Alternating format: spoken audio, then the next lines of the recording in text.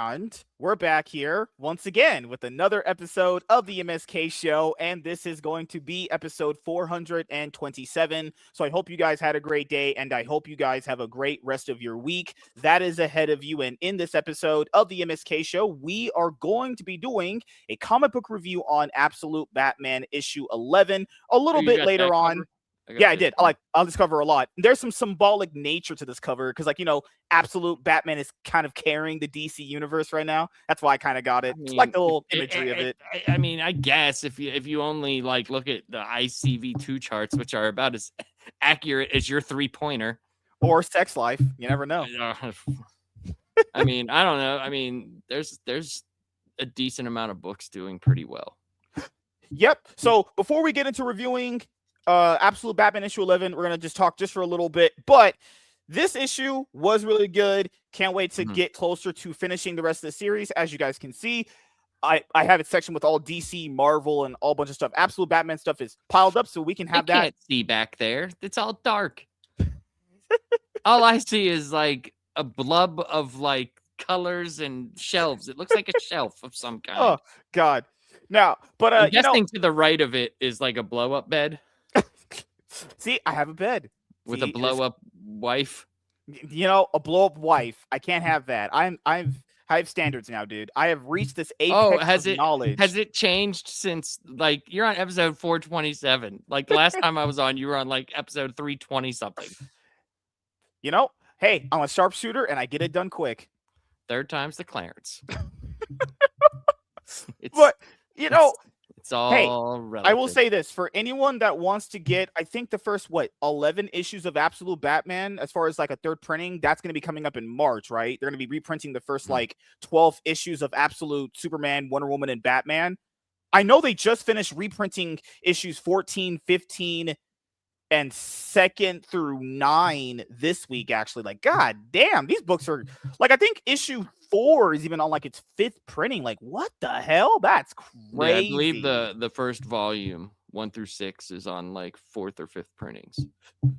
There is one cover and printing I do kind of regret not getting from Absolute Batman. It was the noir cover where it looks like a ghost. It's like a holographic version of the cover. It was the 4th printing. Actually, that one I was like, you know what? I probably should have got that. That looks gorgeous. I should have got that when I had a chance. This I believe was the 2nd. You're right. I got this beautiful. I got this pretty early, actually.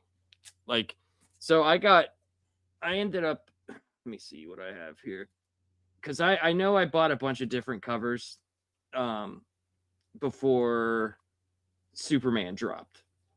I remember you told me. Superman dropped. So I have the first edition cover, the actual first printing, which is this. There's a ton of these, but I believe this is first because I got this day one. Yeah. Of the Absolute line. But let me see here. I know I have some different random covers here. All right, here we go. So I got the noir one, like you were talking about, which is cool. Yeah. Beautiful. Which is neat. Yeah. They're not reprinting that one. That one costs a good amount of money to print. I saw it on eBay for $80, and I was like, already? What? Dude, the DC All-In book that we reviewed to go into the Absolute stuff, that first printing is going for $50. I'm like, $50. What? Yeah, I know. And what? I have 3 of them. What's crazy is that book was promoted as having the first appearances of the Absolute characters. No, it's the creation of the Absolute universe. DC lied. The first appearances are in their own specific books. That book is getting priced up. It is, but they did reveal them in the back of the book, what they look like. You're right. Yeah. But it's not their first appearance. I'm people are literally overpaying for a book that doesn't even do what it says. This was the reprint for Batman Day. I like that one. I have that one. It's a pretty cool one. It's a cool one. I like it. One I like. This is probably my favorite. A guy just gave it to me for free. I asked him, hey, number 1. I like this one a lot. That one's cool. I like that one. I like the ones they do, like how you have the one that and it's got the yellow. I like the full color backgrounds. Yeah. And then they have it because I think Dragota's art works good for that. Also with this one, they gave out. They printed the cover, the main cover on it too. I like that a lot. The real cover. They actually did that in the noir one too. They have the original cover on the inside. Okay, but it's black and white. It's that's cool. I like it. this one was for I don't know. This is one's for like number 4 or 5. I can't. I think that was 5. I'm pretty I sure. think it is 5. Yeah. And then I know this one's number 5 as well because I don't know why I bought this. Like I seriously don't have any clue. Look at him. Like what the hell, dude? What is that? Like that's never going to be opened. They knew that just making that on Absolute Batman would have sold it. That's all they were. And then I got 2 covers for number 7. Well, 3 if you count the main one. But this one is like so abstract. It's stupid. Oh, I didn't like that one. I think they were going for Death of Superman homage, right? No, that's him on there. Oh, okay. That's him. You just can't tell like what it is. It's just all right, whatever. I thought they were going for like some sort of Death of Superman homage cover. No, I can see what you're saying. It's homage. The H is silent. Oh, okay, all right. Oh my God, English teacher. Well, I mean, you're very close to homoing it. So, and then there's this one that's pretty dumb. This was for number 7 as well. I have a soft spot for that one. That one. Okay, I like the concept, but when you see the art for Batman up close, like this doesn't do it justice. It just doesn't. It doesn't. I think you know what they should have did. The cover A for that issue should have been Batman in that pose in his helmet. That would that would have been cool. Yeah. And then number 9, they did the pink one, which is cool. I can't do pink on books, man. It looks so ugly. But if you look at the contrast to how dark everything is, it makes everything pop out. Like you can still even see the bodies that he's, like you can actually see everything. Where if it was so dark, I don't know if the shadowing would have been good. And then this one's really good. This is an orange for number 10. This is pretty cool. Oh, that one looks kind of cool. I like it. Yeah, and I have more upstairs, but yeah, like I kind of stopped buying a lot of covers just because I was just like, why am I buying these? Like, because I literally have 1, 2, 3, 4, 5, 6. I have 7 number 1s. Like, what am I doing? Wait, hold on. How have you bought every single secondary printing of Absolute Batman, or only just like the first printing? But you what I would do is I would buy the first printing of it, but they usually have like the variant covers out with it. So I would buy the variant covers at the comic book store. Since I've been ordering them, because I just don't want to go every week, I haven't been. I've just been buying whatever the main cover is. Yeah, for me, every single time Absolute Batman comes out, I'm just weirdly tempted to buy a random variant cover because you're thinking yeah, for sure. This might be worth something. Like there is genuine hype surrounding Absolute Batman. Hey, I will say this, guys. I know a lot of people have asked me this. No, I personally will say Absolute Batman is very good. I will personally vouch for it. I think it's actually a very good series. Literally, if you've only heard of these characters' names, you can follow along. If you know Penguin, Riddler, Two-Face, Killer Croc, just literal surface level knowledge, you can just jump in and you're fine. I mean, yeah, you don't really need to know anything, to be honest. Or if you want, you could just go buy the trades. I know a lot of people don't have a lot of cash now these days. Buy the trades. Buy Volume 1 and Volume 2 currently out right now. Volume 3 is coming out, I think, around June. No, it should be out like July or August or something like that. So, yeah, plus the thing with the Absolute books is my problem with people is this. If you don't like it, you don't like it. That's fine, right? But I hate whenever people are like, oh, he looks stupid. It's chunky. It's this. And then you're like, okay, that's fine. You don't like the art style. What else don't you? Oh, it's just dumb.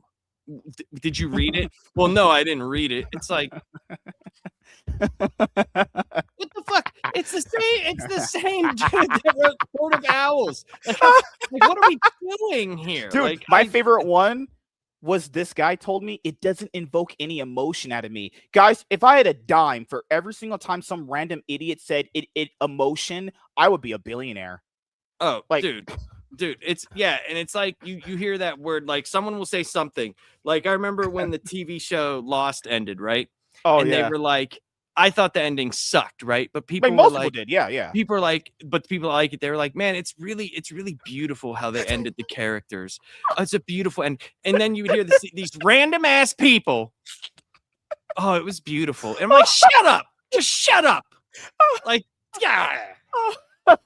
Oh God, it sucked. Just say it sucked. dude. and it'll make you feel so much better. No, dude. I know people have a love or hate relationship with Scott Snyder, but every single time he posts about Absolute Batman, there are these gay F-word fans that'll go under his post. It's nothing against Scott, even though I might disagree with him on something. Nothing about him personally. It's like a person, dude, Scott, you made me come back to comic books after all this many years. God bless you, sir. You sound like I can't say the word. You guys know what I would say. You sound so gay. But here's the thing, though. Like, that's the stuff it invokes so much feelings out of me. But the stuff that Batman kicked a kid. What feelings? The stuff that people are saying has always been said. Like, this is stuff that people would say in the comic book store in the 80s. Like, this new generation of people feel like they're unique and like everything that they do or say is like brand new because of the internet. And it's like, dude, no. I remember when Chris Claremont got put back on X-Men, right? People were like, oh, I'm going back. I'm coming back. Here we go. And it was like, no. Or the one that I just brought up to you, it's always this of like, hey, I got out of, hey, Scott Snyder or Dan Mora, they'll be like, hey, you brought me back to comic books after I took a break for 10 years. I'm not trying to be that guy, guys, but I have to be that guy because I always am that guy. I'm always just honest with everyone. Nobody cares you dropped comics for 10 years. I can tell you those guys, the only reason why they don't tell that to you is because it would be mega backlash. It would be harshly backlash on them for them to say it to you. They do not care that you weren't in comics for 10 years. They don't know you. Like, I'm just being honest. No, but they do. They do care that you're reading their stuff. They do have their stuff. Yeah. Like their stuff in general, but not just comics overall. Like, I took a break for a while. Like, I wasn't reading. I was always collecting, but I wasn't reading for a long time. Like, and that's why I started my channel. It was like I saw something that piqued my interest, but I didn't like say, oh, this is the reason why I came back. Haha, because nobody cares. Nobody gives a shit. You know what I mean? Like, I'm just some dude recording in my basement, you know? And I tell people, hey, I don't mind if this series made you come back to comics, that's great. But that's great. Yeah, cool. But to act like this is some mega revolution, guys, it's literally just DC doing an ultimate universe they've wanted to do for years. Nothing revolutionary about it. I mean, that's not that. We're talking about creation of universe. I would say that's cool. I would say that yes, it's nothing revelatory in the sense that alternate universes have been done before, right? Right. Yeah. But we're also seeing Batman in a sense of where a lot of people aren't giving it enough credit that we have tons of the Dark Knight Returns stuff in here. We have tons of Grant Morrison stuff in here. We have tons of everything in here. And people, the same people that want change, right, are the same people that are like, oh, it's stupid that his mom's alive. That's not real Batman. It's like, you asked for change. You like, what, like, I don't like, you can't please these people, right? You can't. And then these are the same fucking people who go out and write their comic book, right? And it's like, hey guys, you want to read my 5-page webtoon? Oh, what's it called? This man's Fantastic Man. This man's taking shots at One Punch Man. It's crazy. I'm not taking a shot at One Punch Man. I like One Punch Man. No, but like, well, One Punch Man, started as a Yes. No, but I see what you're saying. It's also the arguments that I don't understand. The one that it's just blatantly stupid.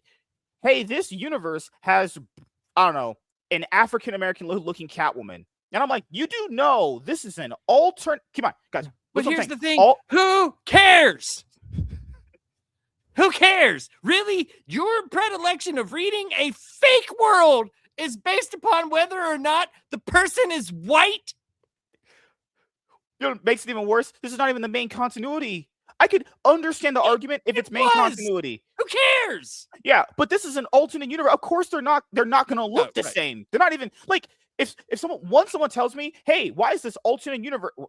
That's the reason why the alternate universe exists, guys, is because it allows them to do stuff they otherwise wouldn't do main continuity wise. That's why you're allowed to do it here, like Black Label or this universe or Marvel's, ending alternate universe like that. That is why, because people like I said, they say these stupid things. They always say these things like, well, if they want to do that, make an alternate universe. They do. This is it. It's successful, like you asked. They're just jealous that it's successful, and they want to hate on something because they have to. The hate Ultimate culture, Scout one is pretty hot. I'll give her that. the hate culture is very strong, right? It's Yeah. very, very strong. So it's like Mhm. they need to have that there, because if they don't have it there, then imagine if they actually like something. You ever notice in the hate sphere, right? Mhm. And you've watched stuff like this. They will say some things that they like, right? But they never actually go fully in depth and talk about it like they do the fucking one thing that, like, Mhm. oh my God, in Lord of the Rings, there was a black elf.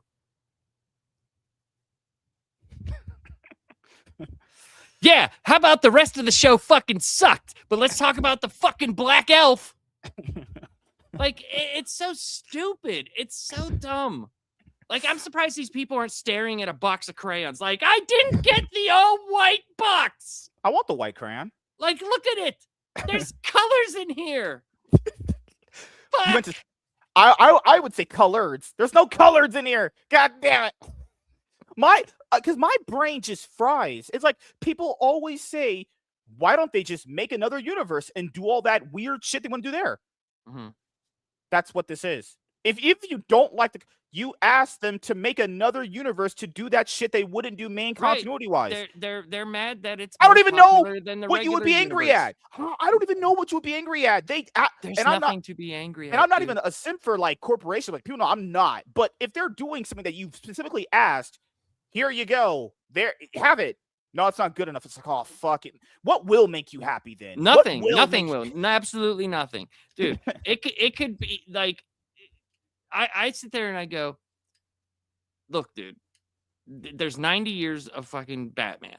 There Okay? is. Yeah. Why do you want 90 years of hangups destroying your story? Because no matter what you do, right? It's been done before somehow, some way, somewhere, somehow, Yeah, we talked about it's this been done. before. Yeah, yeah. Or you're going against that continuity, and there's going to be that one guy that's like, excuse me, In but issue in 6, 5, volume 7. 1, yeah, issues 124 on the A cover, It was Batman. the writer and I'm was like, Markio Tamaki. and I'm just like, I'm just like, dude, what happened to enjoying comics? That's what they're there for. Well, It's an escapism. Like, yes, yeah. are there some that suck? Yeah, there's a bunch that's I don't like everything. I don't like that label either. Laps likes everything. You fucking you know what, dude? I don't like everything, but I support the medium because I love it and I've loved it for years. And no amount of check out my indie book is going to make me stop reading the capes and superheroes that I love. I don't give a shit what you think. That's great. You can What did have I that do? opinion. Not you. Oh, Not you. But you can have that opinion, in the proverbial you. You can yeah. have that opinion. That's fine. Mm. I can have my opinion as well. Mhm. That's the problem. That's the main problem is Mhm. people don't allow other people to have their own opinions. That's fine. You think it sucks? Okay, cool. Doesn't bother me that much. Yeah. I just hate it whenever they're like, I haven't read it. And I'm just like, well, that's just like, okay, well then go read it. But if that's what you want, then it doesn't really affect me Yeah, personally. It really doesn't. Mhm. But it just feels like a cop out when you haven't read something or and it's real funny. It's real funny that you ever notice the people that hate it the most are like super up to date on what's going on with it. Because they have something to say about every fucking issue. I always find it funny. And it's like, dude. I always find it funny. People say they know comics, and then when the Absolute Universe got announced, and they said, the only thing about the Batman I didn't like was the symbol. Outside of that, I was like, these guys are pretty cool. I think they look pretty cool. I've had a video. I said they look pretty cool. I hope this is successful for them. I find it funny how people can say that they judge an entire line of books off of guys' checks notes. These are variant covers. Those aren't interiors. Now, I will say, to be fair, if that didn't catch your attention, you don't support it because of that, that's fair enough. But fine. Those are covers. Those are that's not interiors. Those aren't stories. And people forget, like, Nick Dragotta's done other stuff, dude. He's done Fantastic Four. He's done other shit. Like, so I mean, like, what are you guys doing? He's drawing a specific style because it fits the universe. Yeah. Like, he does other styles. Go check out his other stuff. Like, another thing I find crazy with people is, for me personally, if you're investing a lot of your money into this and you have an invested interest in it, like you and myself do, I don't mind but if it's someone's not a lot of money. No, It's yeah, really yeah. not. But wouldn't you find it even a little bit more credible for someone if they actually put their money where their mouth is? Like, if they're actually investing a lot into it or some amount, you'd be like, okay, I understand, because you are buying it, Right. No, I for give sure, a little bit more for sure. leeway. If you're Yeah, actually like, spending your well, money, okay, yeah. like me with Amazing Spider-Man. Like, I am critical of Amazing Spider-Man because I think it should be better. It should. And they've had like super low lows like a lot in a row, and then they come out with an issue that is like, you're like, wow, this is it. This is awesome. This is and then it goes all the way back, like not just down, like all the way down, right? And then they come out with a new cover, and the book looks great, with Ramita Jr. And you're just like, oh, dude, this could be so good. And you're like, no. And then the Spider-Man book that nobody's talking about is Spider-Man and Wolverine. And it's awesome. It is awesome. And I'm like, why are you not talking about this book? Yeah, me and Savage Dad did a video talking, because people go off those ICV2 charts. Guys, I told you, and this would happen. Marvel restarted a book that is never out of the top 10. For what reason? I have no idea. Other than to just sell a new #1 with a bunch of variant covers. That's what happened, because if you look at it, the #1 for Spider-Man sold a shit ton. It did. It sold a lot. And then it went down tremendously. Only for the best-selling Volume 1 they had last year to be Jonathan Hickman's Volume 1 for Ultimate Spider-Man, which is very good. That is a very good book. And their fucking #1 Spider-Man omnibus is the Zeb Wells. You can't find it anywhere. And it's like, what happened? Why is that happening? What happened? What happened to the Laurel? You didn't buy the singles. Why are you buying the big one? I guess they're doing the binge model. I guess that's what they're doing. They're Netflixing. If you binge that and you don't hang yourself after issue 5 like I did, the issue where the boyfriend Peter waits on the couch while Mary Jane gets bagged out by her boyfriend. Issue 5, remember when the boyfriend found out his girl? I always say, Zeb Wells proves women aren't shit. He also proved men aren't shit. This idiot boyfriend goes with Peter, knows this guy's messing his girlfriend, and he's like, I'm going to pay your bills for you. You're down on your luck. Yeah, I'm paying your bills, bro. What? I was like, I'm done. What the fuck was that? I know. He's like, I'm paying your bills. I know we're wiener cousins. I know we are. Just imagine this. Imagine if you found out I was messaging your wife. Come on, I don't know who this lady is, but imagine she's a great lady. How about we use a different one? Okay. Imagine if I found out you were messaging my wife, and then I find out who you were, and I go up to your apartment and I see a bill that says late due, and I go, you know what? He's down on his luck. That's why he's messaging my wife. I'm gonna pay his credit card bill. I've never seen such cucking in my life. Oh, the cucking was worse whenever Peter. I heard it got worse. When he slept on the couch while Mary Jane was banging out dude. And like, yeah, dude. Keep in mind, I didn't read past issue 5 because I have the first trade. I was like, this is horrible. Spider. What the fuck? Well, dude, that's what I know. They ran out of ideas. They ran out of ideas after that. They're done. They have many goblins, and spider. All right. Some of them have to be spiders at some point, I guess. Then they ripped off Gang War. Gang War already happened. How do you have 2 gang wars? And first of all, Spider-Man are having gang wars. Why wouldn't Daredevil or Doctor Strange appear and fuck all these guys up? It's like, why? Well, at the time, Doctor Strange. Oh, you had Blood Hunt. My bad. Very busy. Well, that was after. That was after. Right. Blood Hunt was just Blood Hunt's after Gang War. You're right. Blood Hunt was right before One World Under Doom. You're right. Because that's how I think Doom got became the Sorcerer Supreme in Blood Hunt. I will say, because reasons. I will say, Zeb Wells, thank you. You just showed why men do not want to be with women anymore. Just thank you, Zeb Wells. Well, I mean, God. Maybe it's so disgusting. Maybe he was writing from personal experience. Right. But let's keep it on the comics. We have to keep it comics based. Because if not, I might explode. Why is he? I might run away. No, and then why? is okay. So Zeb Wells goes in his run. At least the first five issues I read, and I even reviewed them on my channel, so you guys can see how I reviewed it. He can't be with Mary Jane. She's moved on. Great. Why can't he have any other woman then? Why is that? Why can't he have Black Cat? Why can't he have Winston? Well, Anybody? because he's a white man. Kill me. But anyway, I don't know why they do. They've been doing that for years with him, man. They just so like cringe. I truly believe that Let him be with Emma Frost. Marvel hates the fact that Spider-Man is their biggest seller. You know, I think they really hate that for some reason. And then Hickman comes along and proves every one of them wrong.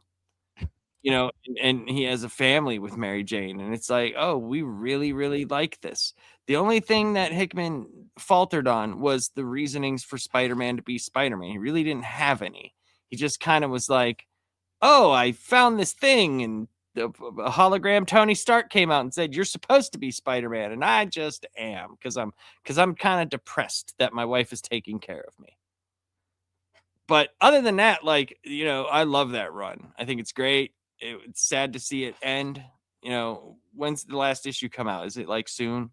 To be fair, Marvel, I don't know if they're going to end their Ultimate Universe with that Reborn initiative they're talking about. You know, they posted Well, that I mean, they're doing the Ultimate Endgame. Yeah. They've made, I don't know. It's on issue 2. So, but I mean, Ultimate Wolverine still does well. Like, people like Ultimate Wolverine. I like it. The issues that I read, I thought it was fucking great. I loved it. I mean, I actually sure I just got Ultimate Spider-Man came, January issue 14. Ultimate Spider-Man #1. Yeah, it's a reprint. Good Lord, give me 1 second. Yeah, you're looking for issue 24. 24. Yeah, it came out February. Yeah, it came out this week. I think this week, actually. Yeah. February what? February 28th. Yeah, so kidding. February 18th. Sorry, 18th. Yeah, so it comes out next week. Yeah. Okay, got you. Yeah, I knew it wasn't out yet because I would have had it. So I knew it was soon because I think he took like a few months off because it's supposed to be a lot bigger. I think it's like 48 pages or like something like, you know, like how they do like. I've not heard good reception for Ultimate Endgame. No, I've been getting the single issues, but I haven't heard good things about it. I'll say this: when you read Ultimate Endgame, you're kind of just like, meh, you know, meh. And when you read One World Under Doom, that's how it started, right? But the single issues of One World Under Doom minus the 972 tie-in issues, it was pretty fun. If you just read it as a whole thing, like binge it, and not if I could see waiting month to month people being upset. Oh yeah, I agree. It's also because I feel like they're just using the ending their Ultimate Universe as a marketing scheme just to continue it. So they can just do a bunch of more #1s. I feel like that's what's going to happen. Well, it depends. And if it carries over into the Reborn thing, if that's like the same initiative, but just minus Spider-Man being written by Hickman. They would have Ultimate Spider-Man and the regular Peter Parker in the same universe. Wouldn't that be weird? They did that. They had freaking Miles Morales come over after Peter died. You're right. In the Ultimate Spider, I think it's in this. So they're not foreign to having 2 Spider-Men in the same universe. I think it's actually in this right here. It was Ultimate Spider-Man. It's not the 4th volume or some shit like that. No, it's the 5th volume. That's the one where he dies. I believe he dies in this, and then Miles takes over, and then yeah. This was a great run of books, but yeah, I don't know. And then, you know, I'm trying to be nice to Marvel because I am a DC guy. I am trying to be nice to Marvel. So I went out and I bought like Iron Man #1, you know, and I bought that one too. Yeah. Well, Joshua Williamson, that sold me on it, honestly. Right. And it's pretty good. And I tried reading Ultimate X-Men, but I did not like it. I just did not. And I tried reading Ultimate Black Panther, which started off pretty good and then got like so preachy. Good Lord. Hey, so I know a Nearman Condition. He was doing a review of the first volume of Ultimate X-Men. He was, I think the best way he worded it, because he gets the books from Marvel and DC, he worded it like, hey, this wasn't my cup of tea, but it might be yours. You know what that means. That's usually means not that good. What's the lady's name that does Peach Momoko? Yeah, Peach Momoko. Yeah. Yeah, like nothing against her. Like the fact that you're writing and drawing and all that stuff, that's awesome. That's amazing. That's probably very fulfilling that she's got to do a book on one of the big two, and she's, it's hers. Like it's her book. Yeah. It just wasn't my thing. It just wasn't for me. Her art looks like she should be doing manga. It looks like she would be doing really good if they had something like Dreamscaped. Like she draws like it's like a dream. But yeah, like manga or something like that. Okay. Yeah. I saw before we get to the review, I saw a panel. It's probably supposed to happen in DC Knockout issue 4, or maybe coming up. That, because I know the Absolute team Trinity is going to be entering. Yeah, Batman already happened. Yeah, it was. I'll be honest. I want to get to it. It looks so cool for them actually on screen together. He was like, I've actually fought a lot of Batman recently. What's one more gonna be? That cool. Number 4 was actually not good. It was not good. Oh, that's sad. I was pissed. So what happened? So Batman, the DCKO Night Fight. So I have every tie-in issue. I've been buying a lot of tie-ins too. Yeah. I bought every single one, right? And a lot of them were really good. A lot of them were actually really, really good. Yes, the tie-in stuff. Okay. And especially DC KO Night Fight. That was amazing. That was like in That's the Batman Center one. Yeah. KO number 1, Joker kills Batman. He had a mother box with him because they were allowed to bring a weapon, right? And instead of going back to Earth where they were supposed to go and die, he got transported into this weird Gotham, right? And he's like, what the fuck? And they go through all these different issues, these 3 issues where one, he's fighting Dick, and Dick is now Batman, and he's got like, it's basically like Batman Incorporated. He has a whole legion of Robins, and there's like not a lot of crime and all this stuff. And the Heart of Apocalypse, which is what's holding the tournament, right, is like testing him. Is trying to get him to like kill his sons. And then the next one he goes and it's Jason. And it's like he's trying to get him to do whatever, and it's like, I'm not gonna do it. And then he finally, in issue 4, we were like, oh, this is gonna be awesome because the end cover was cool. And in issue number 3, at the end, he goes and it's Damian, and Damian's older, and all of a sudden you see this like kid behind him, and it's Bruce's grandson.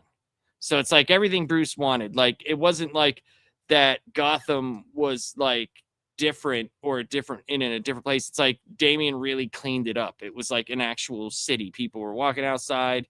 It looked like, a new age type city, and everybody was happy. So it's like, did he really want to leave? Well, then you find out it wasn't actually testing him to like kill any of the other guys. The Heart wanted him to admit defeat. And I was like, what? Like, that's not what they were building up the whole time. And I understand, like, yanking the carpet from under you is fine. That's, they do that. But, like, literally, you pounded it, like, 3 issues in that Bruce was cheating. And he wasn't doing this. Like, he was letting himself get beat. Like, he was doing the opposite. And then they're like, I wanted you to lose so you would admit defeat. And then he goes back into the tournament. And Joker, who had been winning the tournament the whole time, he's filled with fucking Omega energy. Batman just comes down from the sky, stabs through the chest, and he's dead.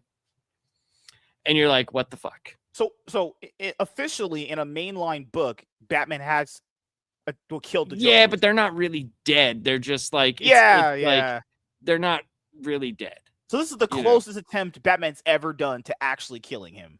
I don't know. Right? Maybe. I mean, unless you count Dark Knight Returns. But in the first Joker book ever, Joker was supposed to die. He was supposed to die. Like, that was a big thing. Oh, the Killing Joke. You're right. No, not the Killing Joke. The old 1940s Batman number 1. Unless you wanted to count. He was supposed to. Yeah. Well, we don't know if he killed him or not. In that's Alan Moore left that open to interpretation. Did he laugh with him or did he kill him? In the movie, remember you hear the neck crack? I don't remember that. I don't remember hearing the neck crack. I watched the ending of that scene. I don't remember that. I mean, maybe I had something different on, but I remember they played a sound effect. I don't crack his neck or something. Well, we would have to look that up. But yeah, I mean, I'm glad. But overall, are you enjoying the actual KO main line? Yeah, dude, it's been awesome. Okay. Oh my It's god. been great. Like everything I thought has been good. I thought the fight month was awesome. The Superman versus Captain Atom was fucking great. Did you like the Wonder Woman Lobo one? Oh, that was so much fun. Yes. Okay. What about Yeah, the one that just came out recently with the children doing their little oh, battle? the kids are all fight. It was okay. I liked the big boss battle better because that had like all the like Sub-Zero and all the other people in there, and Superman and Homelander were face to face. All right, Pretty let's cool. get to this here in just a minute. Doing good. Been super busy getting my next book ready. Awesome. Okay, so that you were right. There is a neck crack. I know I heard it. I thought was movie. I just don't remember it. Good lord. I will say I know that story, and I know people don't like that movie. But I will say, talking about giving things, people always give like other things rewatches. This is something I would highly recommend. Literally, do not watch that filler that's in the first part of that movie. Oh yeah, just go to right whenever he pulls up to the asylum. Yeah, go right when he pulls up to the asylum. Honestly, I'm saying my personal opinion. It's good. Literally, if you do not watch the filler. Okay, so what it says is the movie is more ambiguous, but the camera pans away and credits roll. We do hear a quiet snap that could be the Joker's neck shattering. That's what it says. So you're right. I just didn't remember it. Like I'm not saying it they didn't do it. No. I watched it recently and I was like, did they do a neck? They implied he cracked his neck. Yeah, so yeah, that's what they did, not the book. Because I know originally, apparently the book was supposed to be like it's left open to it's just him with his hands on his shoulders. Chris, correct me if I'm wrong about this. Wasn't that originally not supposed to be in continuity? That's supposed to be like in kind of an Elseworld maybe thing, but they brought it in. So yes, because he had a name. That's why. Oh, the Joker, like it's like they showed his face and they gave the backstory of it. And what happened was in 3 Jokers, which was Black Label, right? Is it in continuity? Is it not in continuity? They went with the stupidest thing they could have ever said. Because I'm telling you, I really think that Johns was like, fuck you. After Doomsday Clock, they didn't let him finish it out. They just were like, oh, you're done. We're going different direction, and started different continuity. And they went with that being the Joker that we knew. Like that was the one that we knew. It was the one from The Killing Joke. And he was basically like, he's like, why did you do all this? Why did you hide? He's like, I knew the Joker's name 5 minutes after I met him. Yeah, that's what he said. And I was like, why did you do that? Why did that happen? So it was a little bit weird. Yeah. Not as weird as this one, though. This was a great book. This whole Bane arc has been I agree. Fantastic. This is very good. I can't wait to rant about something that you told me about weeks ago. Nothing you said, but man, I gotta lay into this fucking person. You guys probably know what I'm gonna talk about. I can't wait to lay into that fucking Alfred. Holy shit. Why? He made me angry. Not Scott Snyder, not the writing. Angry? Oh my god. Well, we'll get into it right now. Let me make sure I mute this so I don't get notifications. But you didn't like the fact that it wasn't. No, I like the book. Yeah, but did you? We'll see. We'll see if you actually. I want to hear what. I'll know. I'll let you know. No, look, what are you mad that he didn't tell Bruce about Bane? Is that what even you're mad worse? About? It was expanded upon. Even worse.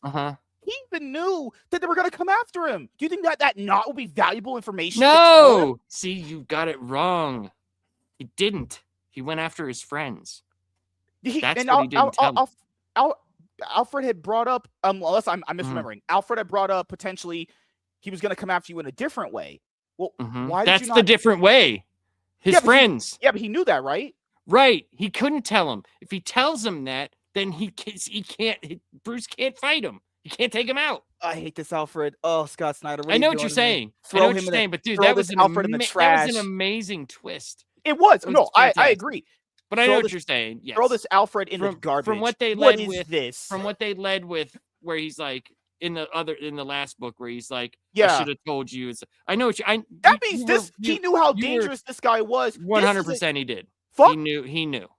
fuck this guy. I hate this Alfred. Please give me something. Again, Scott did a great job. The book is great. It's just like, god damn. Well, that don't you think you're supposed to feel that way though? I am. Like, fuck this guy. That's how you're supposed to feel, dude.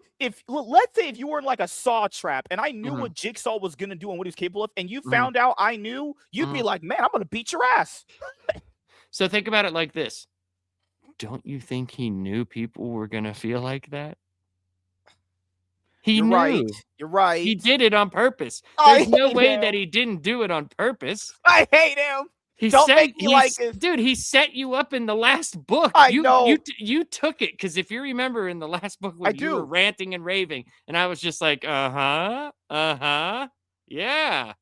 Wait till we read the next one. I fucking hate this guy. It actually it hurts my soul. But look, it made you feel emotions. He did his job. No, I don't want to feel. I want to be dark. I want my heart. I want to be numb inside. I want to be numb. I want my heart to be dark and rainy inside. I want to not feel emotions. They're gay, you know?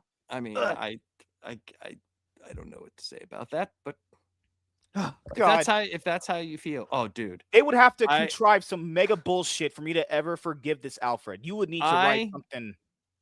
I saw something that was so hilarious that I'm gonna show you after we're done. Oh, you can show me. Yeah. You do it. Yeah, let's go over it. No, actually, you know, let's do the review first. You're right. Yeah. Okay, I'll show you. No, because I won't be able to show it on here. But I was watching a kung fu movie, right? And because I like old kung fu movies. Well, the main bad guy was finally shown, right? And when they show him, he is just banging this woman.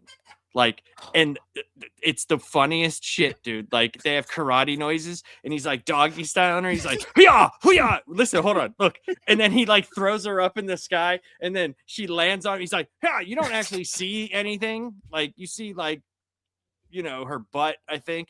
But then all of a sudden, dude, he goes, and then they show like the tree line, and he's flying while banging her. Oh, it's hilarious. Oh my god. And dude, I clipped it. Better than what I get on my YouTube replay. You know, my YouTube auto. It wasn't YouTube.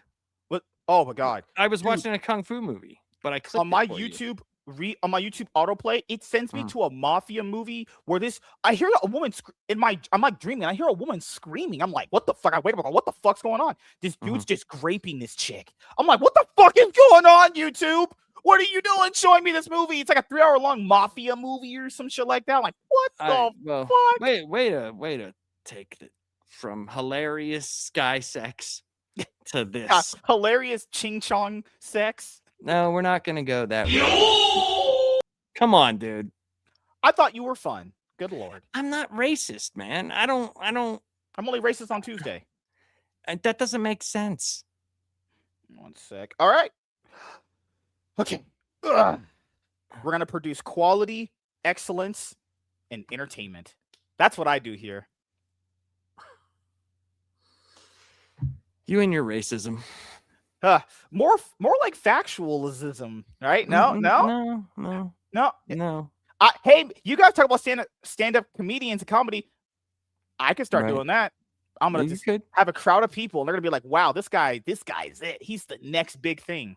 I couldn't do it. I would probably choke my ass off. I do have respect for people that can do that. I couldn't really do that. I would choke my ass off, honestly. I mean, I could talk. I might not be funny, but I could stand in front of a bunch of people. I don't have that fear of standing in front of a bunch of people. Like public speaking kind of thing? Not at all. I have no fear of making an ass out of myself. I just seriously don't care what the world thinks of me. It's not something that I've like sat down and been like, oh boy, I better be cool. Well, I've lived with that most of my life. I better be cool. You know? Oh, you definitely give a shit. I mean, you won't even play us in video games because you're so afraid of what people will think of you. Video games are for, Chad. Right. Because that's like me. Yeah, right. Especially Yu-Gi-Oh! And other such manly games. Oh god. Yeah, laughs requires a different touch, a different stroke. I just don't want to hear the racism, that's all. Asian people talk like this. What does that have to do with anything? Oh, you kung fu, Asian, Japanese, no. Oh, all right, doesn't matter. It's fine. Hey, remember what we heard about Shang-Chi? It has the best action in a kung fu movie since The Raid. That was an actual thing someone said. You know, What does that have to do with anything you said, though? nothing. But I could be like, yeah, you remember what they said about the movie The Milkman? Yeah. good times. Doesn't have anything to do with the things I just said, though. Yeah, but technically, if I was having sex with a girl and I was able to do all those many tricks and tips, I'd be a god, essentially. Well, yeah, that's the whole point. You Now, can't fly through the sky and have sex. First of all, you'd have to find a woman who would want to have sex with you. And we all know that is gay. that no, it's not. But I mean, no matter how much you keep saying it, it's literally the opposite of gay. That's true. The exact opposite. But we'd have to find that poor depraved soul that would be willing to wrap her willow tips around your carrot. Getting my carrot is pretty big, so it would have to be a size of woman that would be able to take 9 inches. But different strokes for different folks, as they say these days. I'm glad you don't own a car, because I could see you hanging off the tailpipe right now. It's about 9 inches deep. God, gas for ass. What you got to tell girls? You need some gas money. Got to get some ass. I mean, that'll attract the hottest women. Let me tell you, they won't have addictions or anything. Crack and stuff like that won't be their number one source of sustenance. Hey, MSK's women. I can give them a water slide on their throat. I mean, certified fresh. That's a you and Nate thing right there. You guys in your 7-year-old humor. Oh God! I jizzed in her throat. You said jizz. See, yeah. This is the kind of laughs I need. I need that trucker kind of vibe. I mean, I do drive trucks, as you can tell.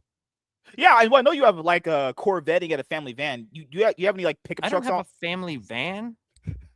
What? No, do you have? What are you talking about? Do you actually own any pickup trucks or anything like that? No. Oh, you don't? Oh, okay. Oh, okay. No, it's not me. Do you guys have a shed or anything? A shed? Yeah, because you said you had that blower for the snow when it was really, really cold in your area. Mm-hmm. Yeah, we have this thing. It's called a garage. It's pretty dope, dude. It's pretty big. It's actually very large. Good lord. You got a pool table in there? No. Dang it. Okay. I don't. I have this down there. A ping pong table. I have this whole area that I'm at. Oh God! See, if I'm coming over, why can't we play ping pong? What? You don't want to play ping pong with the homies? You're more than one that makes sense with the homies. You are definitely there's more than one person up in that head. This is all starting to fall together nicely. It's all we're finding out. I got the dark side and the light side. The dark side takes over most of the time. I'm gonna guess you are Jim and Clarence.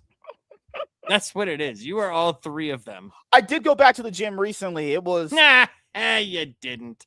I was working out. Ladies were looking at me. They were checking me out. No, the ladies were looking at you to see if that you matched the Amber Alert that was happening. This man had stolen children. That's crazy. Is that him? That's wild. I think that's him.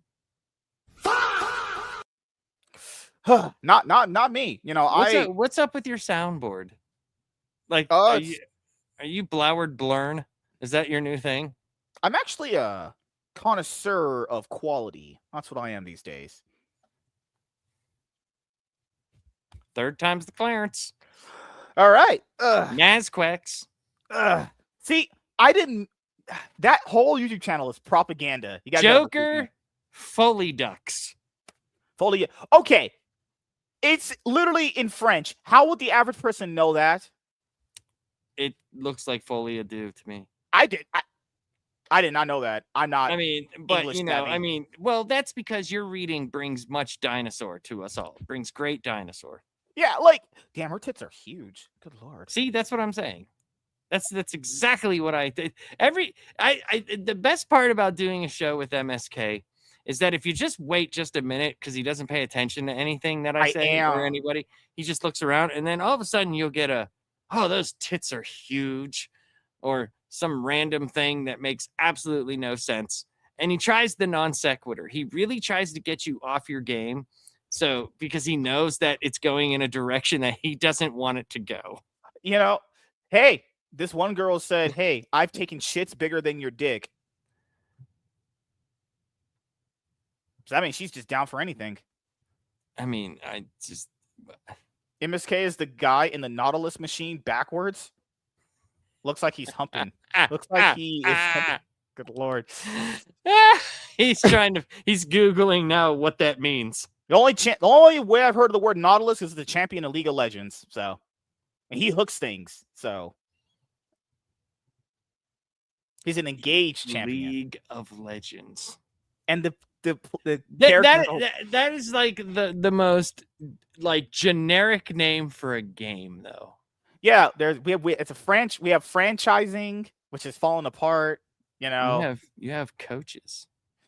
Man, and these coaches are FAGs. I'll tell you that. They have referees. They do have referees on stage. The players can report bugs in black and white shirts. I'm not a fan of those, honestly. With whistles. This proves he has never been. I literally went to the gym like last week. But that's where the Nautilus machines are, in the gym, dude. I don't really know what these machines are called sometimes. I just go. He's like, I go over to the weighty lifty thingy and the walkie majigger. I was, bench pressing like 300 pounds because I'm muscular and good looking. MSK, I don't even think you could bench press 100 pounds. Max I ever did was like 185, but that was all I kind of was ever shooting for. Bull. Why are you yelling at me? Shit. That was back when I was in my prime. Not right now. That is a lie. Back in my prime, I was buff and good looking. Now I'm just. So what happened? I don't know. I got on the internet, started yelling at a computer screen for 10 years. Oh God. On a microphone to crazy white people like you guys. Years. Do you have a mic, right? Like an actual mic? Then why do you have the headset thing? Right here, you do this. No, but why do you have the microphone? Oh no, it just looks cool. It doesn't mean anything. It just looks cool. Right Go there. like this to the microphone. Go like this. Hello. Why do I hear it through there? I don't know. You're not talking through the other mic, are you? You're actually talking through this thing. I'm so confused. Why do you have a microphone if you're not using it? So what happened was, I don't know. So, time to do some quality content, as you guys know. Time to hit the old dusty trail, All right, let's read this damn book. Fucking reading is for blacks. All right. Quality waits for no man. And as you guys know, Absolute Batman is in the forte of the spaghetti Mamma Mia paprika. All right. Hey, everyone. I am MSK, a.k.a. Master Swag King, coming at you guys today with another video. And if you guys are returning viewers or new viewers, then please consider subscribing to the channel if you have not already. Leave a like on this video if you enjoyed it and comment down below. Also, make sure you guys hit the notification bell. That way you guys can get notified on whenever I upload a brand new video. And in today's video, we are going to be doing a comic book review on Absolute Batman issue 11. So if you guys have not had a chance to check out our previous comic book reviews on Absolute Batman issues 1 through 10, I would highly recommend you guys go and check out our comic book reviews of Absolute Batman issues 1 through 10. That way you guys can understand how we feel about those individual issues leading up all the way to this one. And we are still making our way through the Absolute Bane arc for Absolute Batman. And I chose cover B because Absolute Batman, as you guys know, is carrying DC Comics, and I love the symbolism of it. And Scott Snyder knows that too. That's why he had Nick Drago to do this cover. So thank you, Scott. You think just like me. Successful, white, and rich, and charismatic, So overall, I actually really did enjoy this issue. And it's always good just reading Absolute Batman. It feels good. It's just good to be in this world. And in this issue, you actually do get the backstory of Bane. Because for those of you guys who don't know, from what I remember, it could have changed and got retcon and all that shit, because that happens in comics a lot. Bane's original origin story is like a kid basically just got born into like a prison and was just thrown into a prison for his entire life. That's kind of fucked up. But this origin for him was absolutely insane. So I will say, do I like this origin compared to the original one? I don't know. They're about even. I don't mind his original origin anyway. I think it's fine. But this origin was really, really cool, actually. So also, if you did buy Absolute Batman issue 11 cover B, you get to see cover A anyway. You get to see look how massive that guy is on that fucking chair. Good Lord. His boobs are disgusting. His right boob is bigger than my body. That's insane, right? So let's dive into it. So the best way of describing this book is it is described through the backstory of essentially Bane, with, I would say, Alfred narrating it. And then you get sprinkles of moments between Bruce's battle with Bane still. And oh my fucking God, this book is so damn brutal. Jesus Christ. And keep in mind, it's not brutal just for the sake of being brutal. Like in Saw movies, they're like just gory just because they're just gory. No, like there is a reason why he's doing all this stuff. And there is an actual method to it. There is an awesome twist at the end of this book, which I did like. And I will say this right now. Fuck the Alfred that is in this universe. I hate this guy. Fuck this guy. Holy shit. It's even worse. It's even worse than when we reviewed issue 10. This guy stinks. It's just pointing out, if this ever happened to me, and I was trapped. I mean, they're not really friends, though. Remember, he was trying to, get in Bruce's good graces in the previous arc. I would think, not really. Yeah. I think he's just using him because he knows that like Bruce is young and can fight. Yeah. Like, he is an agent, you know what I mean? So it's not like they're buddy. Oh, and I have to ask you this, because I also have Absolute Evil, because given the twist that happens at the end of this book, when does Absolute Evil take place? It's after the Bane arc, right? I believe it's after the Bane arc, yes. Okay, so we'll do Absolute Evil after the Bane arc's over, because I think that's where that book goes in the continuity. So we start on this page right here. So it basically...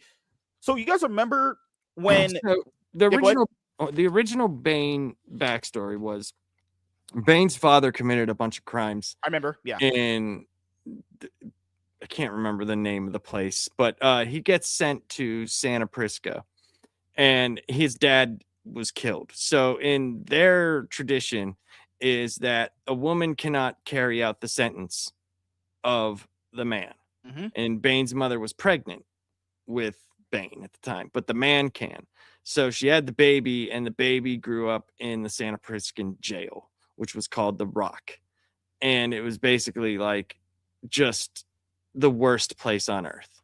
And he grew up, and he basically scampered around this hellhole.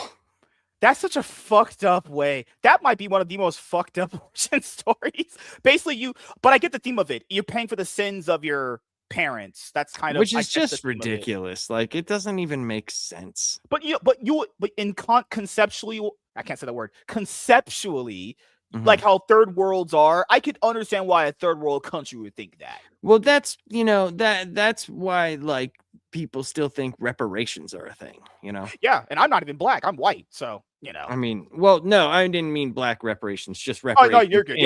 In general, I'm saying that's like a form of that. So the book starts out with Bane in Gotham. So you guys remember how in one of the issues he captured Killer Croc, Waylon Jones? In this book, you will see him doing something similar like that while he is also in Gotham. So it kind of ties up why he was here. So then after that, we go into the main portion of the book. So the meat potatoes of the book, which is great because I love this. Look at it. It just has an ass. You can show it. It's a bikini. YouTube flagged some like nudity stuff. I will just say that's not nudity though. Yeah, I'll put it right here just for my sake. There you go. It's not nudity, but it's the Joker with some women. Yes. Abomination Part 3. let's go into it. So this is it's not convoluted. It's just a lot to explain. So essentially, It's I can sum it up real quick. yeah, go ahead. Basically, Yeah, yeah, there was an uprising against the government. This baby is yes. born in the middle of it. We find out that Bane's dad is the guy who was commanding the uprising, and he wanted his nation to be free. So while Bane had been growing up, he had been hearing this his whole life, like what it could be like. They could be free, no more war, no more this, no more that. And it turns out that well, we turn the page and there's something else that happens that's not his backstory. But I'll just explain the backstory and then But we it can just explain shows that you, one page. yeah. So from what we had just talked about from the very first page, Bane is Mhm. entering Gotham. People are suspecting what the hell is going on, and then it just shows you just how powerful this guy really is. He could just basically just murder. Yeah, he people. just like he uses the venom and he gets huge and he just that's all it crushes is. some dude. Yeah. So the Joker is on the island and he basically makes Bane an offer and he talks to him and brings Bane's dad. He has his dad captured, right?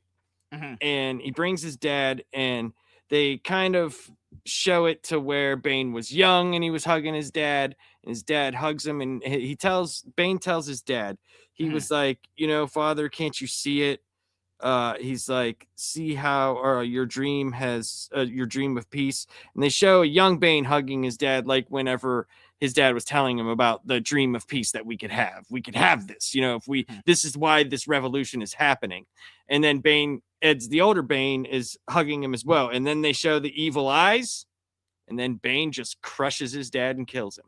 Yep. And also, not saying you're wrong. Everything you said was right. One little asterisk to it to add is Alfred is narrating all of this.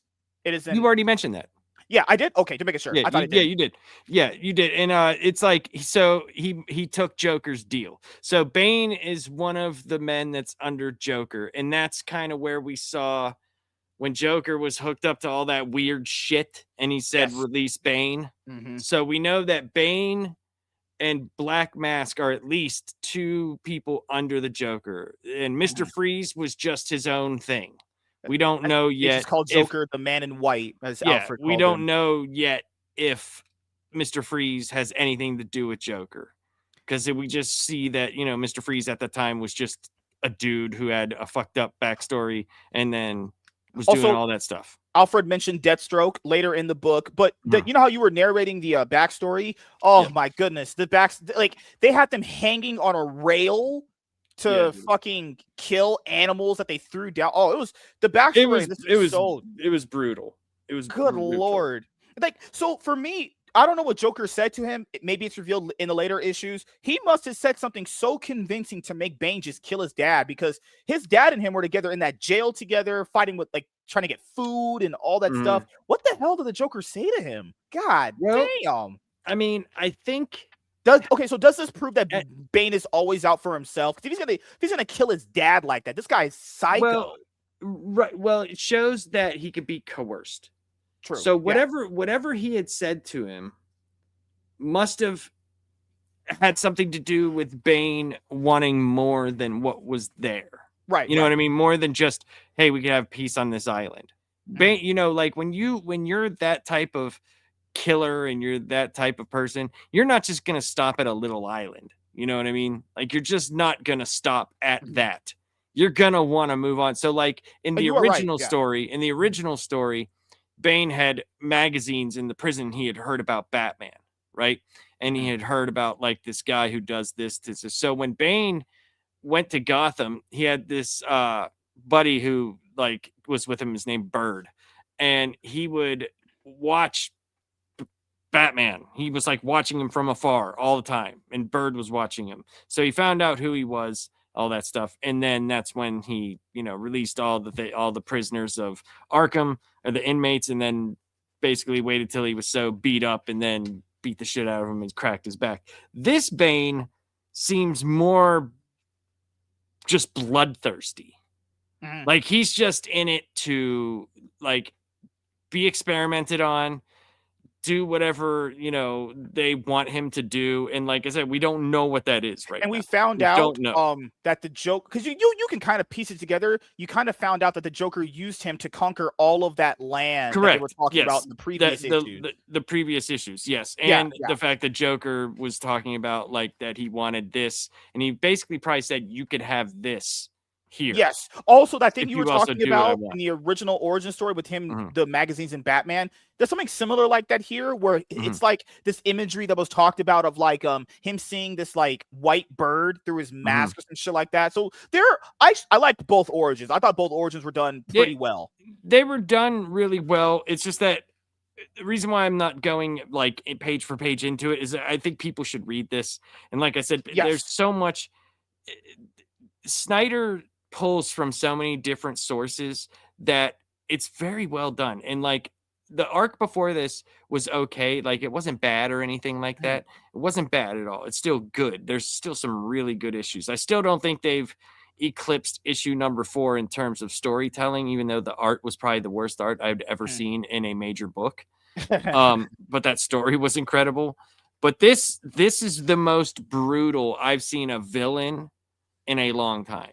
like it, Like and it's just brutal, the man. the part because the dad and him were always talking about bringing about peace, Mhm. and he adopted what his dad was saying, and then he was like, "Hey, can you see it, father?" Says the boy, "You dream of peace," and he just kill a Yeah. fuck. He's like, "Yes, I see it." And then he just crack. So it's Good like he lord. did to him what he did to Batman, except he killed him as opposed to Right. just like breaking the back. But that's kind of the symbolism there that, he did that. If And he's then willing to do that to his dad, what's he willing to was do it to everybody else? after what happened in their backstory to get to that point, like, Mhm. but it's not like it's bad writing, guys. I'm No, describing it it's in way very of good it's writing, very good. actually. It makes you go like, man, I really just fucking can't stand this guy. Like, hope Bruce just beats the living shit out of this fucking guy. What I did think his that's dad the do to him? I think that's the point, though. That's the point because we saw the experiments that were going on in Arc Mhm. M. We saw it. We saw what was happening underneath. So it's like you have the surface level Arc M, right? Where they military's doing bad, but then you have what's beneath that.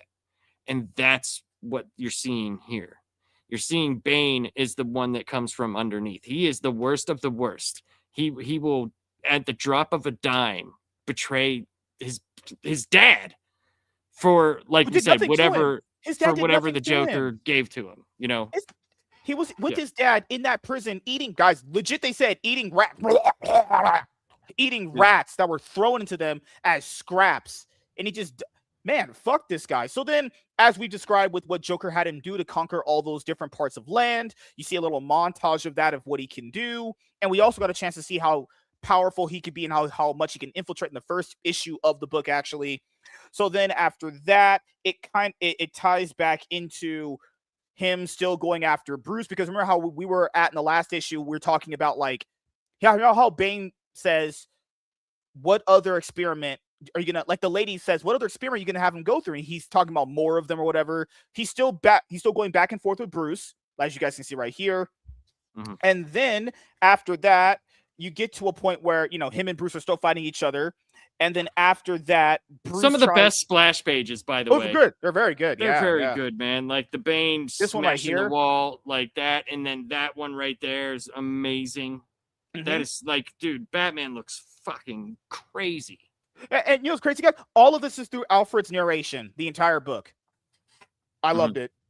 And then he's still fighting Bane, as you guys see right here, still fighting him. And then after that, we get to a point where, oh my goodness, Bane quite literally grabs Batman's axe that he slit that other guy's hand off in the issue 1, then just slices Bruce's whole arm off.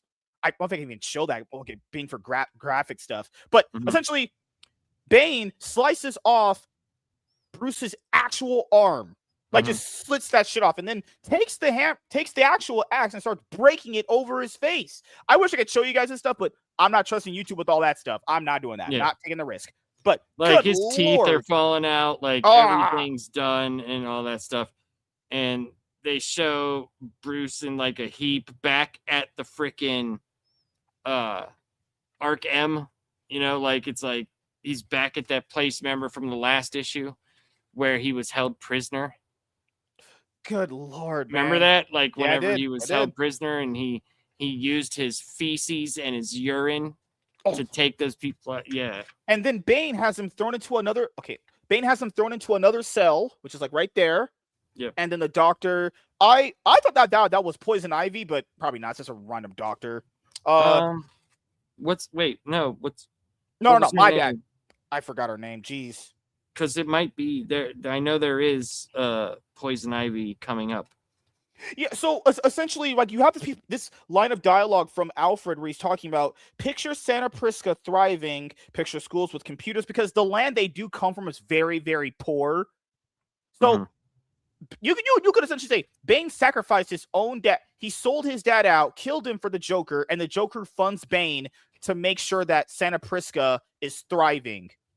Like, God damn. Well, before that though, before he did that, they actually, it's kind of cool that Alfred talks about, like, we see them operating on Bruce, and it's like, what are they doing to him? You know, they're like putting some red hot thing in his eye, and he says, it's part of his job bringing in subjects that they can make into warriors into his image. He was like, who work for the man in white and his allies. We know of one in Russia they call the KG Beast. That's a cool callback that they actually brought in the KG Beast.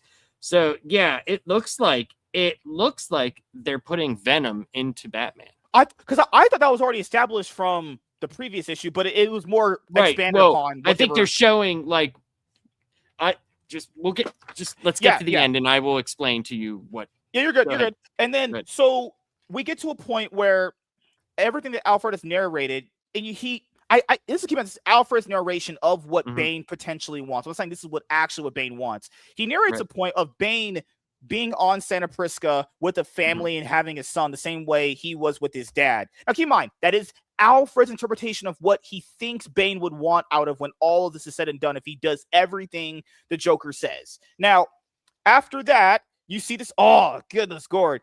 Look at that picture. That is fucking amazing. Because essentially what Alfred concludes in his brain is like, Bane was a person that went through all of this stuff, and Bane thinks that he wants Bruce to be the same thing he was. He thinks Bruce is one of the only other people that can survive what he went through. Come on, guys. That's what Alfred thinks Bane is trying to do to Bruce.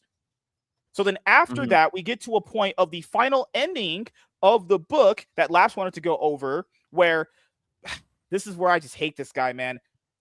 You know how earlier, I think it was after issue 8, we saw him, capture Killer Croc? Then, because Alfred in the whole book is narrating and talking about Bane is this great strategist. He's kind of always one step ahead. And then he reveals, how would he get through to Bruce if he can't break him physically? Because you mind, originally, it's the back breaking that would break him physically because he's a match for him physically. How else do you get to a character? Oh, you go to his friends. So you see Bane showing up like he did with Killer Croc next to the friends right here. You show, because it's revealed Bane's in Gotham, and Bane is showing up, and he says, because he knows the real way to break you is breaking them. Oh God. Yeah. Okay. He says, remember how he said, yeah, he showed up to your door? That stuff that we read didn't happen. He never did that. He went, that story, remember how I told you, like, he was saying, like, I should have told you this? Yes. Blah, blah, blah, right?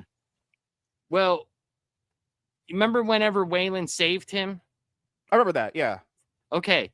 All the stuff we just saw here did not happen. When you open issue 12, he's with Waylon still. That whole thing that he said was the story if he would have told Batman. But the reason why he didn't is because Bane never went to Batman's door. He went after his friends. It's fucking awesome, dude. It's fucking brilliant. Good Lord. Because I did notice that. Because when you open it, Killer Croc helped him in the previous issue. I remember that. Yeah. So when you open issue 12, he's not in the hospital. He's not in the thing. It's literally. I remember he escaped. Yeah. Yeah. He escaped with them. Well, if he escaped with them, how are they fighting there? Right. So that's what I'm saying. He's essentially he went to Gotham. Yes. He went. The story that you were mad that, like, he didn't tell Batman. It still exists, right? they're telling that story. This is what would have happened. Would have happened. Yes. Would have happened. But that's not what happened. Mhm. What happened was Bane went to his friends because he knew he couldn't break Batman that way by beating his ass and all that stuff. Like all that stuff that they showed there, that was him saying like, if he did all that stuff, it still wouldn't have worked. The way to get to Bruce is to go to his friends. And when you read this, this is gonna melt your brain what he did to them. Oh God, because if Alfred potentially knew that his friends could have been attacked, I just think that should be. It's like, why would you not say this? Because he's narrating to how much of a strategist Bane is. That's the big thing about Bane. I think it's because he wanted to tell him, right? He wanted to tell him, but he didn't tell him, and he's still with. He couldn't tell him because he's still with Waylon. We think he came back and then went to fight him, and that's what happened in that issue. That is not what happened. That's just the story of what could have happened. Right. But the final page, Lyle, like you said, is Bane is going after his friends. Yeah, that's why he said, he's like, if you read the last thing, right, he says, if you read it and then you think about what they just went through, he says, all right. He says, but for it to work, you have to break Kid. He's like, you have to break Kid for it to work. He's like, or rather to choose to break. Like he did, like Bane did. And he's like, you have to break your own back and offer it up. But you won't, though, will you? He's like, it's time, little one. That's Bane. And he says, you're still out there somewhere, unbroken, safe for now. I know it. And he knows it, too. So, like, he knows Batman is safe because he's with Waylon, right? Right, yes. And he's like, that's why he didn't go to your door. He went to theirs. So like, and they established in the first page that he is in Gotham. So that is true. Right. So like, yeah. My thing stuff like is that it's probably. Go ahead. No, you're fine. My bad. No, go ahead. No, go ahead. So my thing is like, if you as a character, I was like, this is not bad. It makes me feel like, okay, if you knew this guy was this great of a strategist, you knew potentially his entire backstory, you know about the Man in White. He doesn't know it's the Joker, but it's the Man in White as he calls him. You're not gonna tell him, hey, Bruce, tell your friends. He couldn't though. He really couldn't. He couldn't. Yeah. Remember, Bruce just took off. He did. Right. He took off, and then they were on the walkies, and he's like, hey man, I want to tell you something. Remember? And then Bruce was like, oh shit, you're not seeing what I'm seeing. He's like, I'm there. And they're like, no, you're not. You still have like 500 yards to go in the tunnel. And then he lost communication with him. So like when he's narrating that story, that's him thinking like, what happened. Yeah. But actually what did happen is the way that Bane had to get to him after he had the fight with him. So that fight could have happened, but it might have happened with Waylon. Might have happened and then the end was Waylon getting him. You know what I'm thinking about? That's probably how the fight happened at the end of issue 9 when he broke all his arms. Probably 10. Probably 10. Yeah. Like during that time or whatever, right? So that's when he got the venom in him. Yeah. So he's actually with Waylon in the sewer, right? So whenever you see what happens, so just what I would do is this. Just go back and read 10, 11, 12 in order. It won't take long. It takes like, I don't know, it might take you long, but just go back and read 10, 11, 12. Because when you read 12 and you get the impact of what Bane does to these people, especially Oswald, like, dude. When Batman goes to see them, when he finds out what happened and he goes to see them in the hospital, it's a fucking horror show, dude. It might be the only time I see the character true, because he hasn't really truly broken. I mean, he didn't break with Freeze. He didn't break with Black Mask. He didn't because goddamn, because we thought he broke with Bane when he was shaved all down, but we found out no, he was actually taking out his teeth and making fucking shit bombs and apparently piss grenades. Keep in mind, like, if you haven't read this issue, the book jumps from like past, present, what someone's interpretation of what he could be. If Bruce can't break from his entire arm being slit through, I'll be honest here, I don't know what can actually make. Oh no, that didn't happen. Right. But His the arms, idea, his arms are still there. Like he still has his yeah. arms. Because remember, Bruce is thinking like, okay, you can't break the same way that Bane can't break. So Yeah. people know that you can't really break this guy. And so yeah, Bane is correct. The only way to actually break him is through his friends. Me with the Alfred thing is if there's a potential that he knew, because come on, he met him way before Bane and everything. If there's a potential threat like this dangerous, you could have let him know. Like this, it's ridiculous because he met him in issue 1. There's issue 2. He could tell him all this stuff. This character knows how dangerous this guy is. It's like, God damn, that's some pretty valuable information you could have let us know about. That there's a dangerous, beefy villain out there that could want to come after your friends. But got to get to issue 12 because this series is, I love it. I absolutely really enjoy it. So yeah, like not that it's just so you see, like You're good. he's with Waylon right here, like, and Yeah. he's got both of his arms, and he Yeah. goes back and sees his mother and stuff.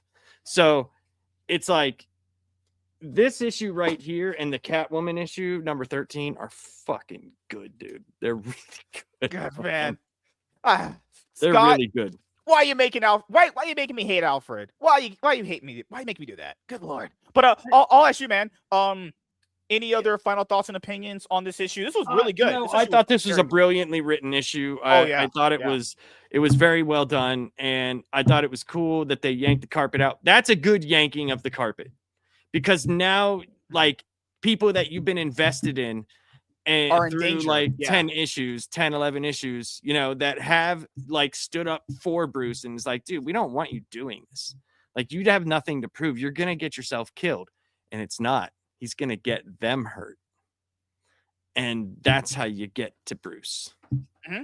And to be fair, in most of Batman media, and this one, like I said before, it's going to pull from some of the Batman media. Yes. It is kind of a running narrative, not just with Batman, it's every superhero. The friends and family you have around you are going to get affected by this. Right. That's the whole reason, like, Superman was like warring whenever he went to propose to Lois. Like, he never told her. You know, and then he finally did. He's like, how do you let them in? You know, how do you, like, aren't you afraid that your, you know, villains are going to go to them? And I understand where a lot of the other heroes are like, nah, dude, like, you know, I like Wally, like, you know, you're fighting Captain Cold, and like, not saying that that's a, you know, anything to scoff at, but like Superman's fighting like Lobo and Darkseid and, you know, Parasite. Yeah. Guys that can like really do some damage. But yeah, it's the whole thing. Like, you know, your friends and family are going to be the ones that you care about the most. They're the ones that's the way to get to somebody, is through them. Same with like Peter Parker and Aunt May, you know, he's worried about Mary Jane, Aunt May, you know, and we saw it with Civil War. You know?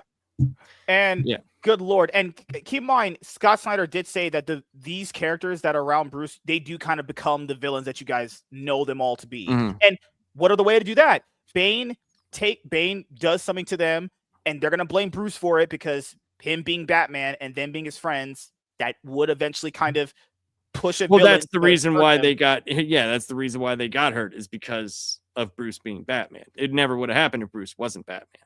Good lord. Well, no, I love the issue, this, in my opinion, this was the best written dialogue one.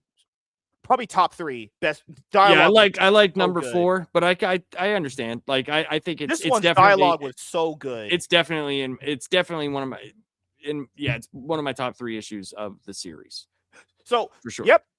Thank you guys for checking out this video. If you guys are returning viewers or new viewers, then please consider subscribing to the channel if you've not already. Leave a like on this video if you enjoyed it, and comment down below. Also, make sure you guys hit the notification bell. That way you guys can get notified whenever I upload a brand new video. I am MSK, aka Master Swag King, and we're going to sign out, guys. See you guys later. Goodbye. Peace. I ask you, what is that fit? You look like a baseball dad. What's what is your hat and your sweater or hoodie? You look like a baseball dad. Football. Pitt you College. You look like a freaking head coach of the football team or something.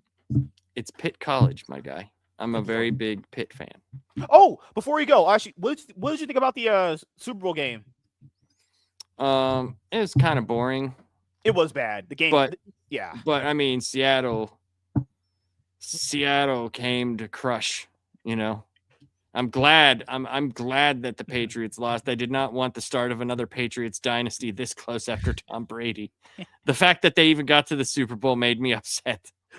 Yeah, I agree. I just think that this is one of those Super Bowls where it's like, if the Seahawks lost, that would have been a mega choke on their part. Because, like, how would they not have been favored given the Patriots, easier schedule they've had? It's like, well, because the Patriots do have a great defense, they and do. they did have like a very shifty offense. It was the fact that the Patriots front line could not handle Seahawks front line. Oh, the So they quarterback couldn't, was, they couldn't, Yeah. they couldn't use Diggs in any way. They couldn't do anything, so. And Drake May was the number one rusher for quarterbacks this year, and he didn't get the screen. He did, like, they just came and just overpowered him. And I understand the schedule, but the schedule is the schedule, regardless if it's hard or not. You know what I mean? They can't. They're not in control. You of can't that. be in control. It's like when the Steelers, like a few years ago, had like the hardest schedule in the NFL, and it was ridiculous. They were playing every number one team back to back. It was like ridiculous. It's like there's nothing you can do about it. I had favored the Seahawks. I thought they were going to win. I didn't think it was going to be that convincing, to the point where they didn't let up anything until, that one little touchdown that they had, that the Patriots had. And yeah, it was domination, dude. I think their quarterback gave up the moment it was like, I don't know, 19-7, something like that. I don't think he gave up. I don't think he did. He's too young to know any better. Yeah. I knew that it was that interception around like the 5-minute mark.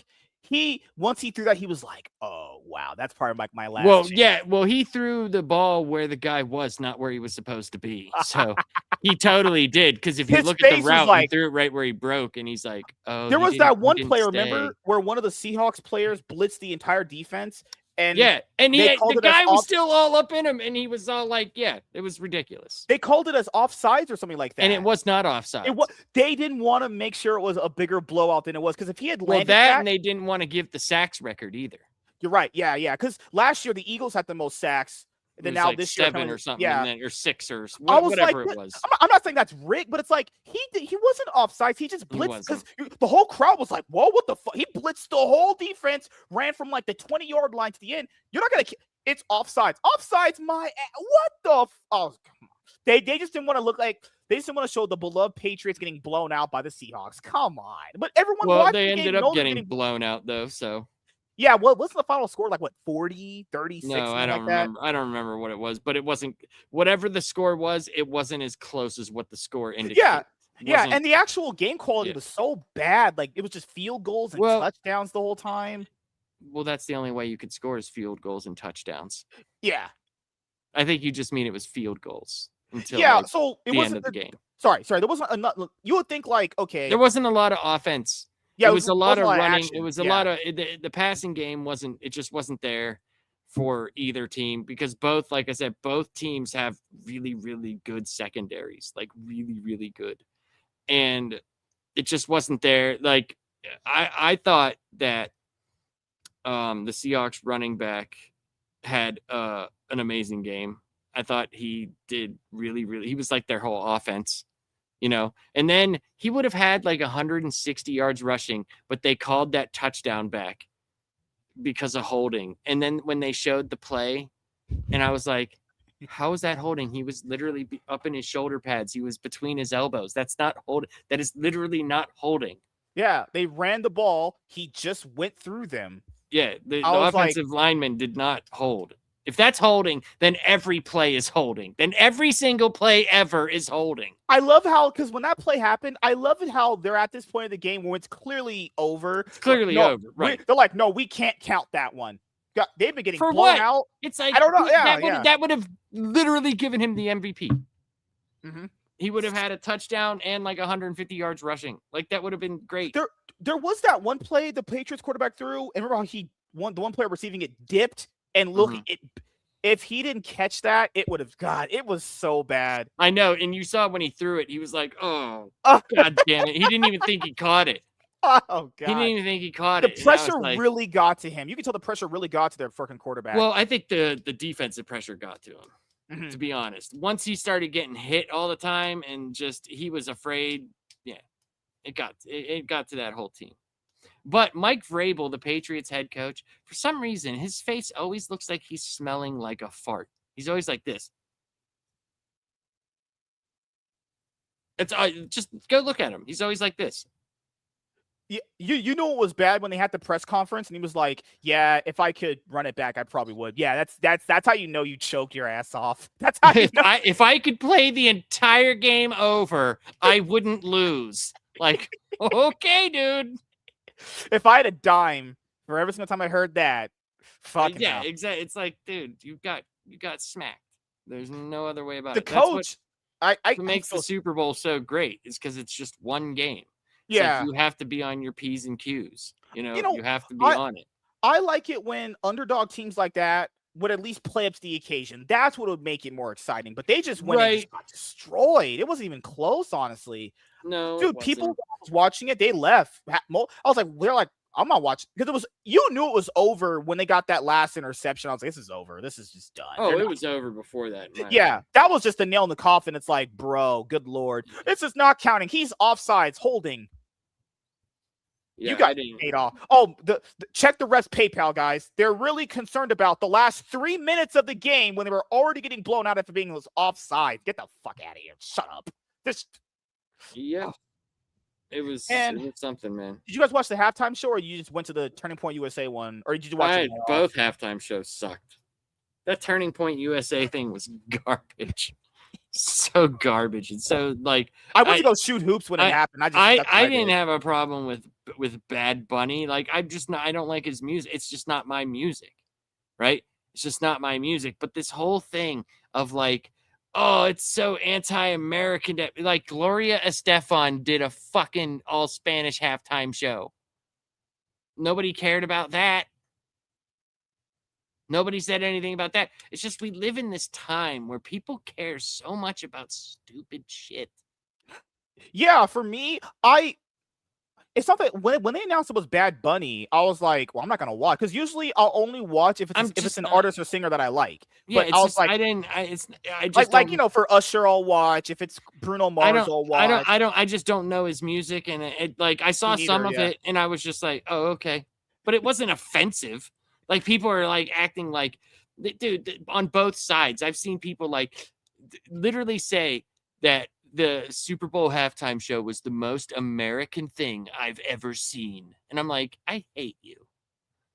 Like, that doesn't even make any sense. I heard the Super Bowl was the quintessential American sporting event. And it's like, I guess, it is. We are known for this. So my own personal opinion of it is, was that the right type of music to have? Why does it matter? But why does it matter? It shouldn't matter. Because I'm just going on. You go with who's popular. Yeah, and keep in mind, I don't really follow artists like that anymore, like I used to. And I'm actually with who's popular. The dude's popular. I don't know why it matters. Like I said, Gloria Estefan did one, and nobody raged out. Nobody. Yeah, because people's main argument from what I read was, well, if you have this big of a crowd, who's going to be understanding how to follow his music? But then I always would ask this: music is a feel. It's not. You don't have, dude. Tell that to the anime crowd. No, I was gonna say the thing. I listen to Japanese anime openings. I don't know what the fuck they're saying. That shit sounds good as fuck. I don't know what they say. I mean, you could pump because you're in the. Yeah, it doesn't matter. I do the same thing. I'll ask you. This is not racist, but have you ever been to like Hispanic parties and they're blasting this crazy Hispanic music? I don't know what that song be saying. Sounds good to me. Yeah, I just think people get, for some reason right now, people are in their feelings more than I've ever seen, and it's probably just because of the internet and social media.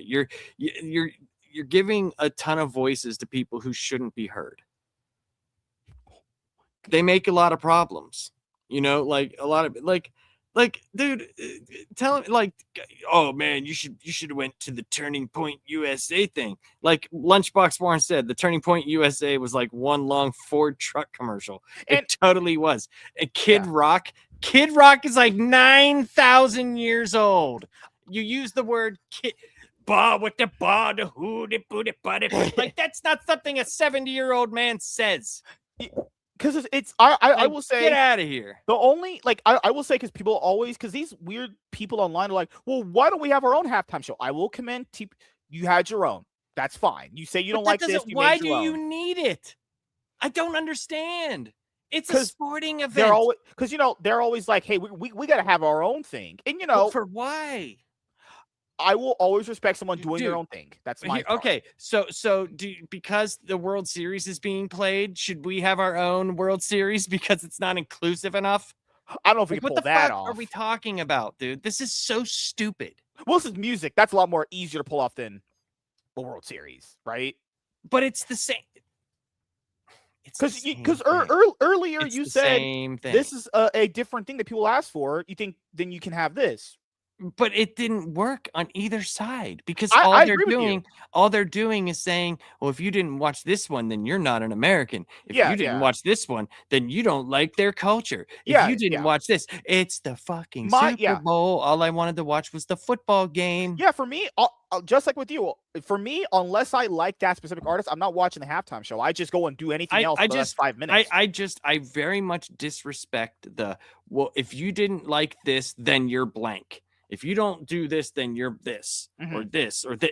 Like that's such easy ways of thinking. Like it's so easy for you to say that. Like and it's so demonstrative to anybody. And it's like, dude, like I don't listen. I know the music I listen to will never be on a halftime show. Okay. Yeah. I understand it. Does it bother me? No, because I watch the Super Bowl for the football. Yeah, you watch it kind of for the game. Yeah. I don't care who plays music in the middle. Why are we so worried about who plays music in the middle of a football game? Well, it's the outrage of it too. People this is my thing is people were more outraged over fucking Taco Man playing music than the Epstein files that got leaked. Like you're putting all this emotion and anger into the Epstein files should have, if you're going to have that level of anger and emotion, at least direct it to a place that actually matters in some level. Yeah, of but context, like right? with the Epstein, I don't want to get into this, but no, but like you know what I'm saying, like it's like you're directing it at a halftime show, which is like 5 minutes max a year. It's like it really means nothing. You're getting into the most extreme of people. Most people probably didn't care.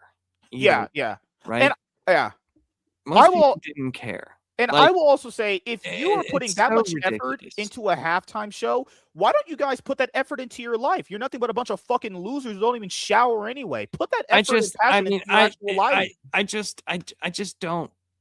I don't understand. That's my position. And I just don't care enough to give those people anything other than like, okay, dude. Okay, bro. Like, all right. Oh, I guess because I don't like Bad Bunny's music, it means I hate wherever he came from. Like what?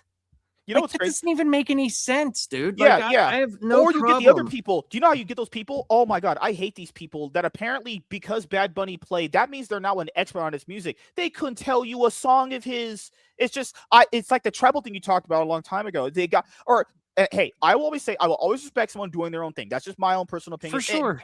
And then with Turning Point USA, it's like, oh, do you actually like what they did, or you just only like it because they only did something different? Because that's two different things. They like it because it was the right, and then the left halftime show was that. Yeah, that's exactly what it was. And Jimmy Kimmel said it too. He's like, all these liberals pretending to like Bad Bunny all of a sudden couldn't even name me 5 songs. I agree with him. Yeah, it's just so bizarre. Like these little weird things that people get behind. These like morality plays that are so messed up, because that's why I don't buy into morality blaming. Because look, man, what if I was like raised completely different than you, and something that I think is important, right, you think is the dumbest thing on earth, right? So why would I thus entail turn around and go, yeah, you're right. You're right. I should disavow my parents and people talking about like Republicans, they're Yahtzees and all this other stuff. And I'm just like, my mom is a Republican. She's 87 years old, and she's like one of the nicest people in the world. And they would want you to disown her. Her mom's best friend, my mom's best friend is a black woman named Betty. They hang out like every day. They don't sit there and worry about any of that stuff. Like, and it's bizarre, dude. And they would want me to disown my mother. Like, you're fucking stupid. I would also think vice versa. That's bad too. Like you'll have college. I'll watch these college debates, and then the person will ask them, "How does your parents feel about your liberal views?" And they'll be like, "Well, I disown my parents." Do you disown the people that clothed you, took care of you for 20 years over that? But it's also same with the right and the left, because the right will sit there and tell you that you have to believe a specific way, just the same as the left does. Did you hear about that one recently? A dad apparently shot his daughter and killed her over a disagreement on Trump. What the fuck? That's crazy. That is absolutely insane. That's disgusting. All right, we have to end it now because I don't want to talk about politics. Oh God, no, that one. If you guys will never to. hear me cover that story, because that I would throw my computer at a wall. I just don't. It doesn't get us anywhere. That's how you know indoctrination happens. If you murder anyone over this, you're crazy. You're a lunatic. It's never gonna get us anywhere, because when I was young, I used to hear my parents argue with their friends about the same thing. No situation is unique. Nobody is super important. We are all people trying to make it through life. And until we recognize that and we give each other a little bit of respect, even people that I disagree with, right? Just because I disagree with your lifestyle choices or things like that doesn't mean that I hate you. I'm not going to talk shit on them, but I will say, I'm not going to go against what my reality is based on. I'm not going to do that. I'll call you by your name. If you ask me, if you have a 5 o'clock shadow and you want to be called Gladys, then guess what? I'll call you Gladys. But in my private life, if I think that's ridiculous, that doesn't mean I'm a bigot. Like that's ridiculous. Yeah. What was that rap song started from 100, now we're here? It's people Like, go from 0 to 100 on everything. There's no nuance is dead. I've been saying that forever. But I'll ask you the last few things before you head out, because I know you have stuff coming up. So, what do you have planned coming up that you would like to let the audience know about? Tomorrow we are doing, for last panel, we're ranking the Friday the 13th movies. That should be fun. And then me, Charles, and Gray are doing something for his live members. We're watching a movie. We're doing commentary for his members of his channel, for Charles' channel. And then next week, me and Warren are going to review Spider-Man and Wolverine #1, which will be fun. And then I don't know when I'll be on here again, because you're so flaky. Probably same time next week, probably, most likely, unless I have anything else planned. Right. Then your whole new stream of people you're replacing me, Gray, Warren, and Bob with. If I don't have you on Thursday, we're going to do it Saturday for sure. You just want to replace us. No one, you're not replaced. I can never replace my good old white uncle. You're on Unk you status. Want us to be replaced. You're on Unk status now. You're not a boomer. You're on Unk status now.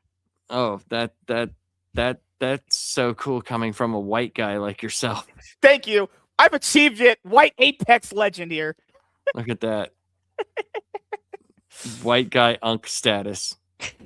Boy, that's an achievement. Dude, the younger kids at my fucking job do that. They're like, you're on Unk status. I'm only like 5 years older than you. But what people are fucking stupid these days. MSK, you come off as so mature. Right, so. And good looking and charismatic and witty and hot. You still haven't done anything with the hair, huh? Chicks dig the hair. No, they don't. Chicks dig the car. The one that you don't have? MSK. Have you ever thought of bettering yourself just a little bit? Yeah. I need to take a little bit of time off streaming and get some things done. I really do. Have you ever thought about playing me in Orange in any fighting games? Or are you so afraid of getting owned on a live stream? Oh my God. What was I gonna say? Do you have the comedy show you do with Gray and Charles? Is that Tuesday? Mm-hmm. Okay. So it's you have Off the Shelf, the comedy show, but these panel. Things don't take place all day long. That's true. Me and Warren do not do over an hour. Usually it's 35 minutes to 40 minutes. Mm-hmm. Warren, he's a clout chaser. You talk to that guy? How is he a clout chaser? He creates clout. That doesn't make any sense. I'm the creator of Cloud. I'm the No. Cloud King. No?